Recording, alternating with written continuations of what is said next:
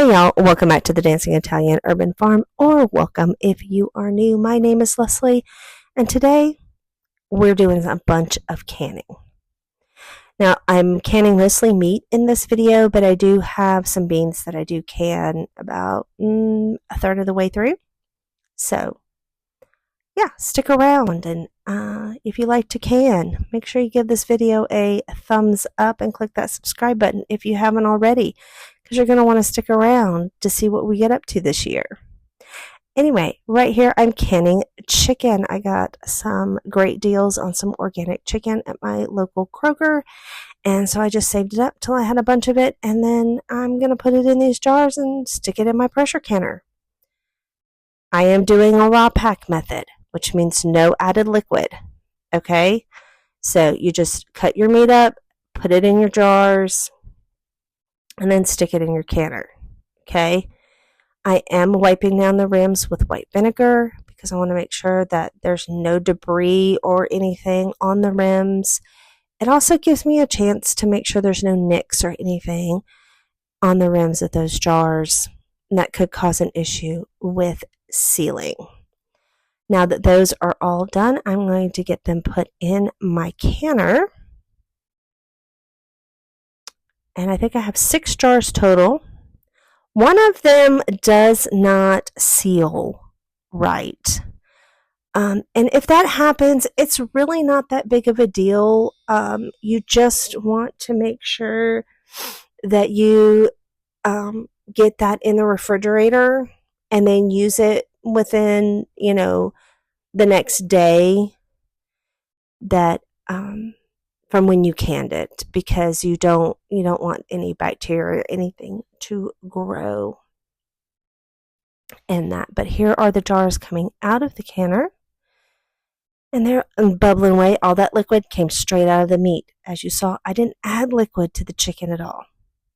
Okay, here I am doing my beans, and you'll see I made a mistake. Did you see the mistake I made? In 2 of those jars, I only put 1/4 of a cup. For pints, if you're doing this method, which I think is considered a rubble canning method, but you put 1/2 cup of dry beans in a pint, you fill the rest with water, hot water, to 1 inch of headspace, and then you're going to put your lids on and your rings, and you're going to can those like that, and they'll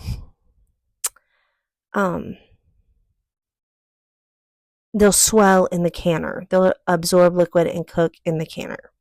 That's the way we like them. That's the texture that we like. But if you don't feel comfortable doing it that way, then by all means, soak them and cook them and then can them. That is the approved method of canning beans.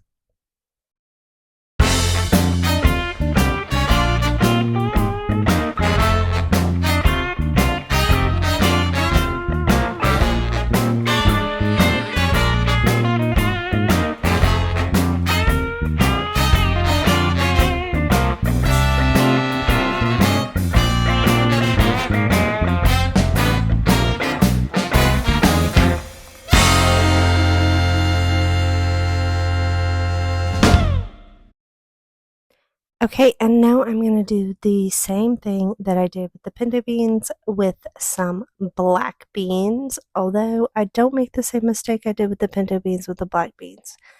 Do actually manage to get a full 1/2 cup in each jar with the black beans. So yay for progress. But like I said, I'm going to do the same process, 1/2 cup in each pint, water to 1 inch of headspace, debubble, check the headspace, wipe the rims, get them in the canner, the whole 9.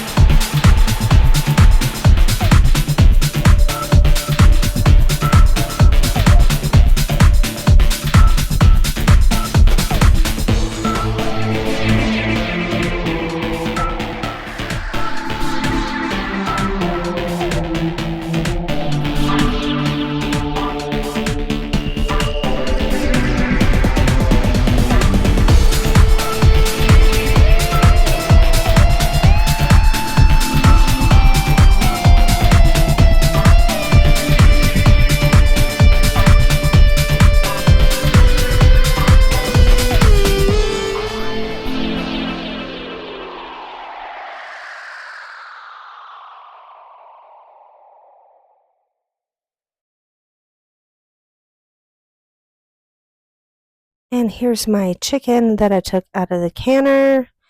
And now we're going to can some ground beef. We're actually going to do ground beef, Italian sausage, and breakfast sausage. But this is the ground beef. So I did cook this. I cooked it in the oven. You do have to cook ground meat before you can it. Otherwise, it won't can right. But I'm just pulling it out with a slotted spoon, so I leave all of the drippings behind. I am going to pour those off into another jar, and I will add them to my dog's food when I feed him as a little treat every once in a while. But yeah, I'm going to get the ground beef and the Italian sausage and the breakfast sausage in jars and get those canned up as well. Now, I do show quart jars here, and you can do it in quart jars. I actually prefer to do it in pint jars, but I was running low on pint jars, and I didn't feel like going to the store and buying more, so I just had a ton of quarts. So I just used the quarts that I had, and I'll just use these quarts to make like shepherd's pie or make soup or stew or even spaghetti with a meat sauce. That's what I can use these for. I prefer to do pints because if I open a pint of ground meat, I can make tacos really fast, and that is more than enough for my family. We don't really need the larger jars, but like I said, that's what I had. And yes, my shirt says sarcasm because Avada Kedavra is illegal. One of my dance students gave me that shirt, and I love it because, yes, sarcasm. Because killing people is bad, and we shouldn't do that. So I'm just sarcastic. Anyway, back to the meat. And this is my favorite part, pulling the jars out of the canner. All of these jars sealed. So I didn't need to use up any of these fast at all. Okay, so now I have pint jars, and I'm going to be doing my Italian sausage. And the reason I want to do my Italian sausage in pint jars, is this the Italian sausage or the breakfast sausage? Oh dear. That may be, no, that's the breakfast sausage. My apologies. That is the breakfast sausage, and I am going to put the breakfast sausage in pint jars because I like to make sausage gravy, but I'm the only one in my house that eats it. So if I pop open a can of breakfast sausage, I can make sausage gravy out of that, and I can usually do that for a week's worth of breakfasts. So, yeah, that's what I'm doing here.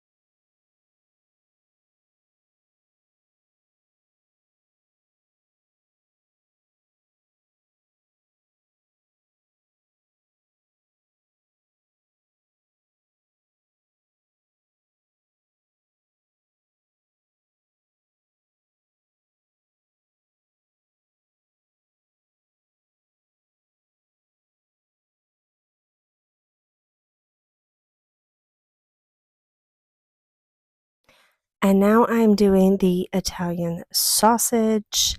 I am doing both quart and pints of that because, again, as I said, I was running out of pint jars. Now, my canner, I have an All-American canner. I can double stack pints. So I'm going to do my ground beef, breakfast sausage, and Italian sausage all together because I did have a little bit of ground beef left over that I wound up putting in some pint jars. And then I did bulk Italian sausage just the same way I did the ground beef and the breakfast sausage. And then I had some links of Italian sausage that I cut up into like larger chunks. You can do like quarter to half-inch chunks and can those safely.